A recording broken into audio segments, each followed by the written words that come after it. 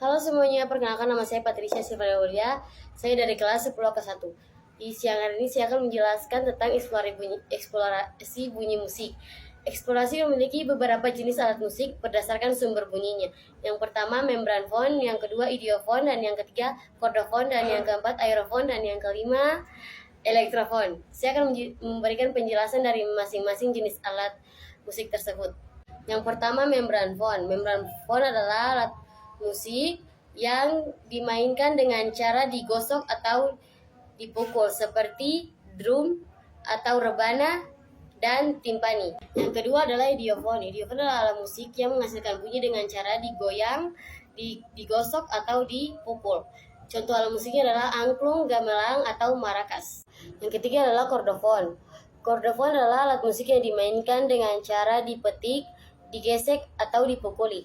Contoh alat musiknya yaitu gitar, biola, atau piano. Yang keempat adalah aerophone. Aerophone dapat menghasilkan bunyi dari getaran kolom udara di dalamnya. Udara ini juga dapat ditiup atau dipompa. Contoh alat musiknya adalah suling, trompet, dan lain-lainnya. Dan yang kelima adalah elektrophone. Elektrophone dapat menghasilkan bunyi dari sirkuit elektronik. Suara yang dihasilkan bisa berupa gelombang listrik yang diubah menjadi suara melalui pengeras suara atau speaker. Contoh alat musiknya adalah gitar elektrik dan synthesizer. Ya, sekian dari penjelasan materi pertama saya. Sekarang kita akan masuk ke materi penjelasan kedua tentang elemen-elemen eksplorasi bunyi musik. Elemen-elemen eksplorasi bunyi musik terbagi atas 6.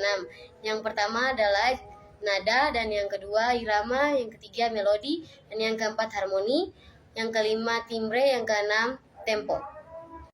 Yang pertama nada. Nada adalah tinggi atau rendahnya suatu bunyi. Kita bisa membandingkan dengan tangga. Semakin tingginya nada ditentukan dengan frekuensi getaran suara. Semakin cepat getarannya, semakin tinggi nadanya, dan sebaliknya. Nada dilambangkan dengan notasi angka 1, 2, atau 3, atau huruf C, D, dan E. Yang kedua adalah irama.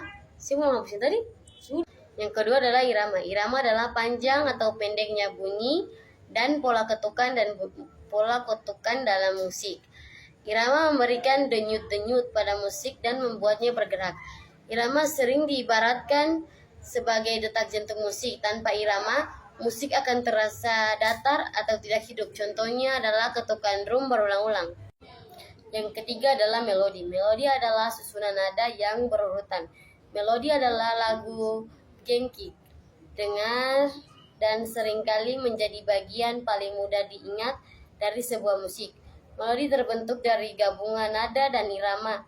Jika nada adalah huruf dan irama adalah spasi, maka melodi adalah kata-kata yang terbentuk.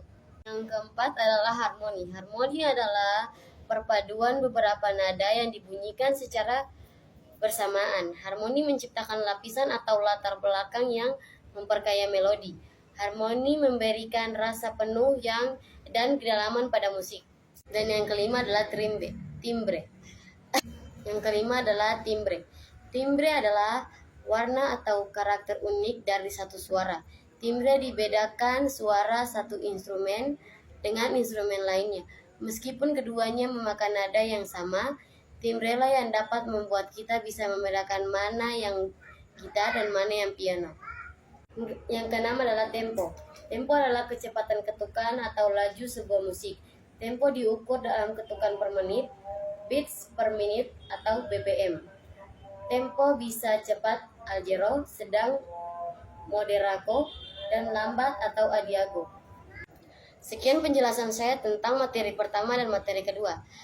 Maaf bila ada salah kata. Sekian dan terima kasih. Semoga bermanfaat.